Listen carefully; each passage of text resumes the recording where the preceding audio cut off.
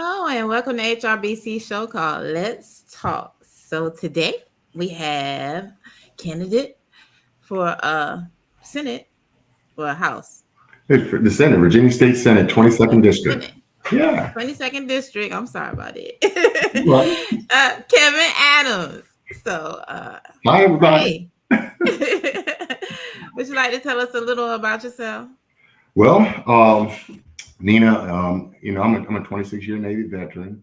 Um, I've been in Virginia pretty much over 40 years. I spent most of my military time here, with the exception of a tour up in Annapolis. I taught practical seamanship up there, and amongst other things. And I had another tour down in Mayport on a ship, and then I had another tour duty in Annapolis, where I met my lovely wife of 37 years, and now we're here in Virginia Beach, and we've been here for 24 years. And when I retired, I started a small business, and I did that for about going on 17 years now.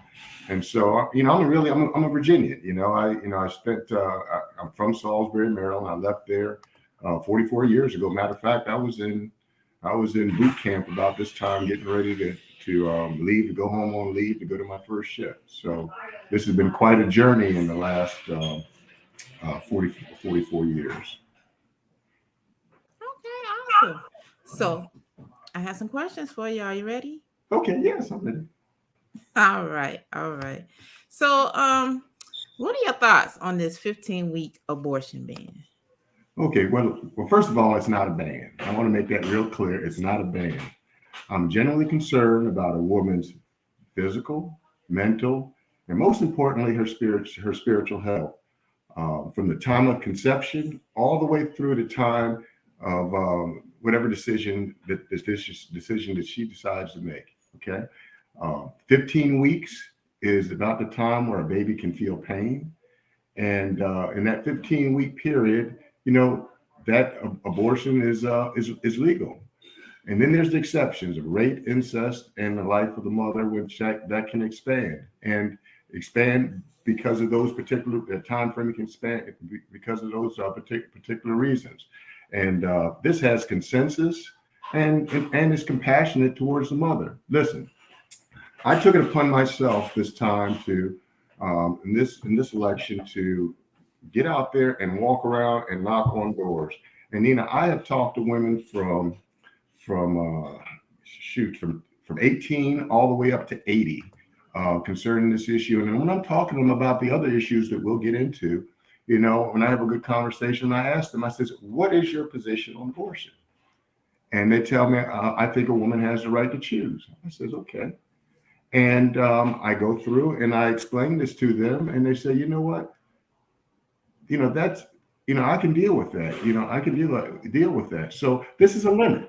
This basically puts guardrails around abortion. It's not trying to take anything away from a woman. It's trying to protect them in those three areas I talked about: her physical, mental, and her spiritual health. Now, Nina, I've talked to women that have actually had abortions, and they tell me they still hear those voices and things that because normally they do that by themselves. They don't have anybody. They can't tell anybody about it. So we want to make absolutely sure whatever choice a woman decides to make, that we put some guardrails around it. So that is a limit. It is not, that's what that's what I'm advocating, is a limit with those exceptions. And, between the doctors and the people that are close to her that would help her make those decisions. Yeah. What about those rumors that you see those scary commercials where they'd be like they're gonna arrest the doctors if they go past the ban or something, like go past the limit? That's absolutely not true. That's just propaganda. The best way to motivate people is either to give them money or you scare them. Those are two ways that you motivate people. And in this case here, it's a scare tactic, because we all know that's a big industry. And if you can scare women into thinking that they're not going to be taken care of, then that's what's going on. And we're gonna make sure that women are educated. We want to make sure that, before they get to that point, they have the right, health services and education so that they don't get in that point where they have to make a decision like that. So, we want to do preventive, and then we want to be compassionate after that woman makes a decision. All right. Okay. Next question. So, our older citizens are struggling with decisions like whether to pay their high Dominion energy bill or get the expensive medication they need to survive. What ideas do you have to help them with that? Well, first of all, we need to fix our economy. And I know that when we fix our economy, first of all, interest rates go down because there's more competition. And also we need to produce energy sources that allow that to happen. We have Reggie, which is a bill that puts pretty much about $200 a year on every citizen, for the regional greenhouse gases. Nuclear power is clean and it's efficient, and this is a way where we can actually fix this Band-Aid, because Reggie is a Band-Aid on regional greenhouse gases. Nuclear power does two things. It can lower the price of electricity and eliminate that tax of Reggie that's going to be on our citizens. Additionally, when we have stable, reliable energy, we can bring businesses here to the Commonwealth of Virginia. I'm not talking just about Hampton Roads. I'm talking about the whole state of Virginia. Manufacturing companies look for a couple of things, and one is reliable energy, and the other is the low crime rates. See, those are two things that go hand in hand with lowering the prices. Additionally, everything that we get comes on fuel. Diesel fuel used to be the cheapest fuel out there, and now it's the most expensive. So when I was just in a grocery store with last night with one of my constituents and talking, and she was talking about the high prices. She just came back from California. She says ours are better, but the fact is everything that we purchase comes on a truck, and a diesel runs it. As soon as we get gas prices down, we will eliminate inflation, and we'll be able to get people back to work, and we'll be able to lower prices, particularly for our senior citizens that are on a fixed income. See, when you lower gas prices, that's a tax that you're getting with that inflation, and also you're getting that tax with higher heating bills and everything. So that's something that we can do here in Virginia with the right leadership in Richmond. Awesome. Okay. You got a question. Yes. Let's see. The Dominion spends a lot of money on VA politicians. Luckily, I don't see any on you and Senator Rouse. Does that mean you'd be more willing to pressure Dominion on lowering prices? Yes, well, not only put pressure on them to lower prices, but also help allow them to innovate again. When we bring, when we are able to use all of the above energy sources, again, nuclear is one of them. That's why I'm really talking about nuclear power. Is that's a game changer, and again, it's clean and it's efficient, and it has the ability to take care of several different things at one time. One of the things that I've seen over the years in politics is we tend to we'll knock out one item, but we'll cause problems with two or three items. When you can solve several problems by doing a specific thing, that's what we need to work towards. Having one solution that takes care of multiple things at the same time.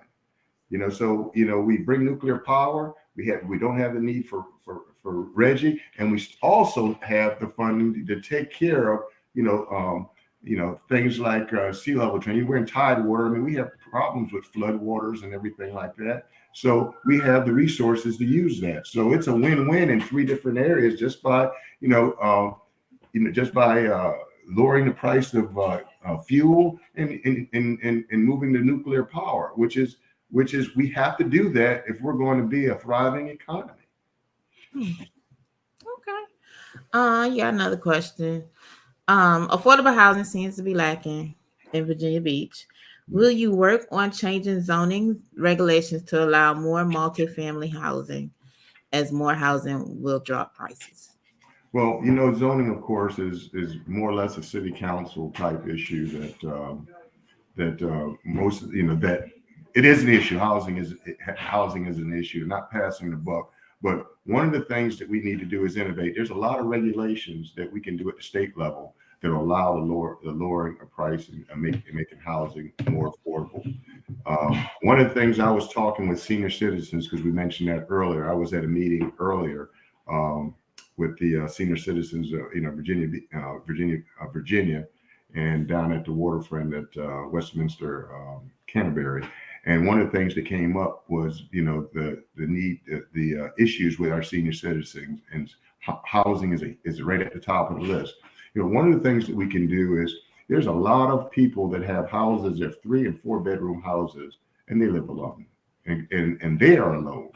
If we could create incentives within the state where people would take other people that, in, and then they could share those expenses and also share, the chores and everything that go along with running a household, and companionship. Because whether you're homeless or you're needing a home because you have to downsize, there's all kinds of innovative ways that we should look at to try to solve these problems. We don't have so much land where we can build houses on, but there's a lot of houses, even in my neighborhood, where there's only 1 or 2 people living there, and they're 4 or 5 bedroom homes.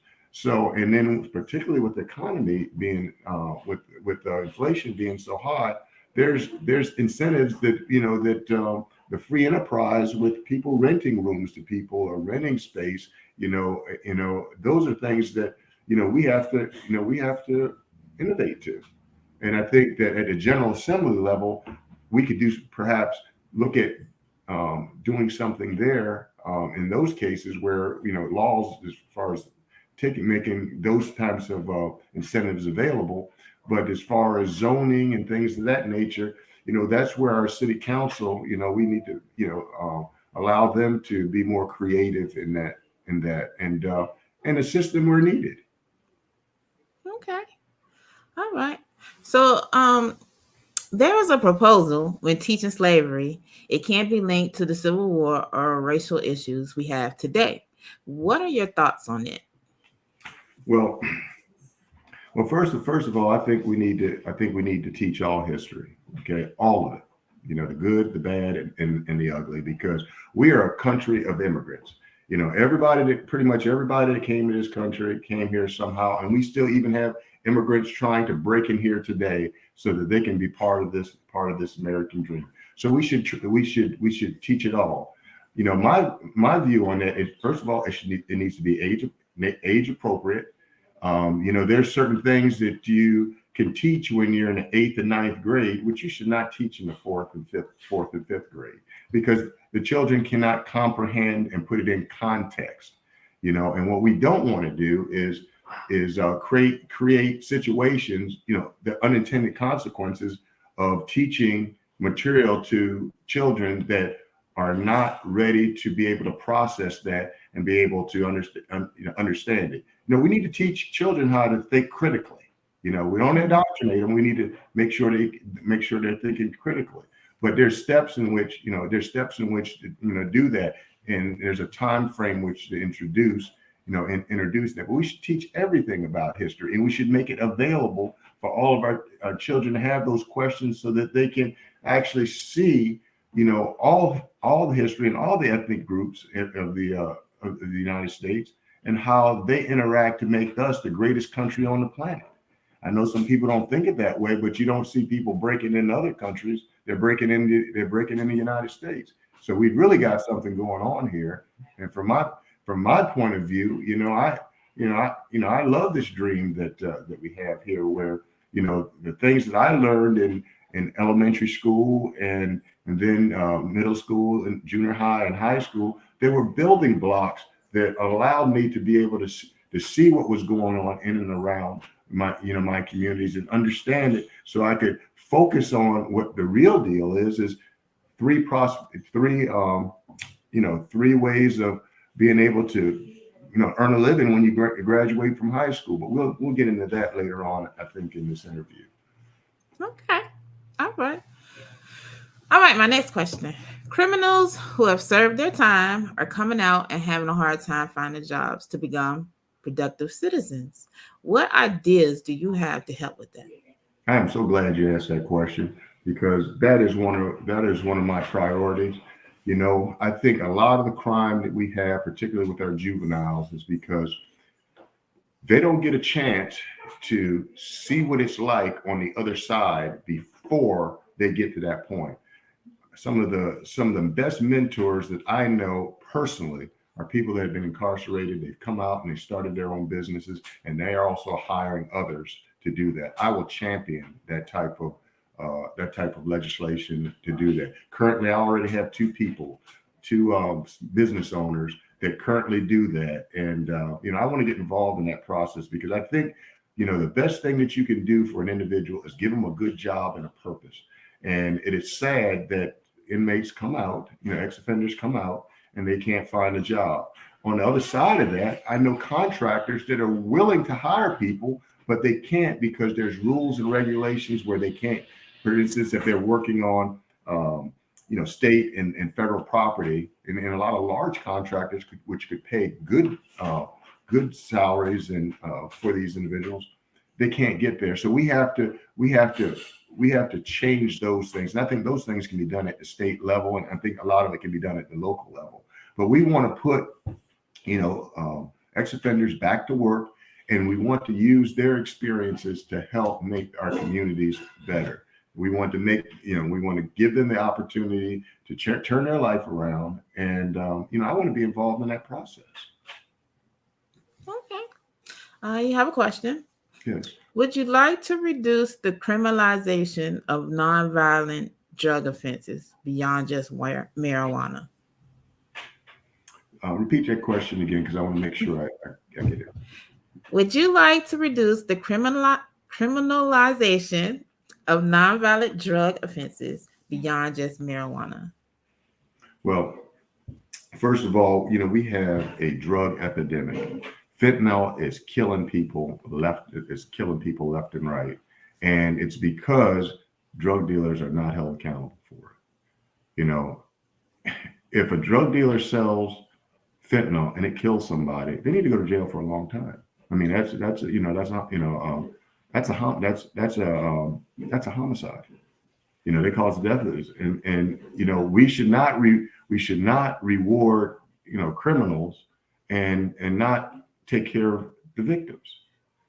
Now, when you're talking about, I remember growing up, and yes, they put people in jail for having a joint, and they did a lot of time for that. I get it. Those are case by case basis that those things were not appropriate. But I think that I know that we should look at every particular crime and look at what is appropriate for that particular crime, and that is outside of my expertise as a civilian. But I know what used to happen in the Navy. If you got caught with drugs, you got kicked out of the Navy, and that was the consequence. So guess what? Drug use went down dramatically when people knew that you took a urinalysis, you got kicked, you came up positive, you were done. Particularly if you were a senior person, you were done. So it's like Beretta. If you do the crime, you do the time, but it should be commensurate to the actual offense there. Does that make sense to you? Yeah, it makes sense to me. Okay. And my last question, what are the top 3 things that you would like to accomplish if elected? Well, as I walk around and talk to a lot of people, they're over not being able to take care of their families because of the high prices of everything. So we got to grow it. We got to grow the economy. We got to do that, and we grow the economy by reducing regulation and taxes so we can bring businesses here. I want to see nuclear power come here so that that will be an incentive for businesses to come here to Virginia. The governor did go all over the world bringing businesses. We got Lego here, and we perhaps bring other businesses here, but that all depends on the climate of the government, whether they're going to be able to operate here in Virginia. We want to bring them here. We do that, we change the standard of living for everybody. A good job is great for everybody in here in Virginia, and it's easy for them to do that. So when we can grow our economy, and we do that by bringing jobs here. We also need to train. That's the economy, which falls into the next thing. We have to have safe communities.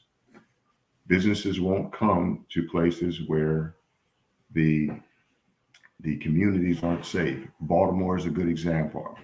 That used to be the jewel of the East Coast. I know because I live in Salisbury. And with the rampant crime there, it's a ghost town up there. We don't want Virginia to be like that. So we want to make sure that we fund our police. We want to make sure that we give them all the equipment and everything that they can not only keep our communities safe, but start to develop relationships with the community so that policing becomes it becomes easier because you know the communities and you know the people, and then then you have those relationships that make sure that when things occur, they don't escalate into the point where we have a situation where somebody makes a bad decision and then it escalates into something that's in the news. Okay. And last but not least, education. We need to get our children back up to speed after this pandemic. I predict most children are about 3 years behind in their education because of being masked and being looking at a screen, and then all the social involvement is so necessary, particularly for our younger children. That has been taken away. Well, the governor currently has a program to start to get our children tutored back up to a grade level, and that is so necessary. For what I'd like to see happen is that when a child is in the 8th grade, they get sat down. They get to sit down with their counselors and their parents, and they say, okay, we're going to 3 paths of prosperity. You're either going to go to school, and we determine whether that you're going to go to community college and further on to college, go into the military, such as I did, or go into skills training. The middle class used to be the largest segment of the economy where it was booming, was in the middle class, and those were in the trades and skills. Back in the 80s when we shipped manufacturing overseas, and that dwindled that middle class down. And so then you have the rich, and then you have the not so rich, the people that struggle. But the middle class used to be huge during that time frame. It's because of the skills that and from the manufacturing broke out to other skills and other industries and so forth. We need to bring those. We need to bring those back. The incentives to do that. That way, our children can have those pathways to prosperity I talked about, like going to college and getting an education through that route, or going to skills training. I'm already talking to young people that are just excited about going to skills training. They're going right to work and they don't have a bunch of debt, which I highly recommend. And then, of course, the military service. That was a game changer, generationally for my family. I went in the military, like I said, 44 years ago, and it changed the whole trajectory of my family. And I have my daughter's getting ready to go in the Air Force. I have one daughter that's in Okinawa, and I had one son that had a taste of that also. And all of those experiences equated into skills that they're going to be able to use for a lifetime. And I want to make sure again that our children have those pathways to prosperity so that they can stay here with with their parents and everything like I want my children to, and or if they want to go anywhere around the world, they have marketable skills that they can make a good living and take care of themselves. And I just close with this. I've been blessed with having an opportunity of a lifetime to understand and realize how wonderful this country is.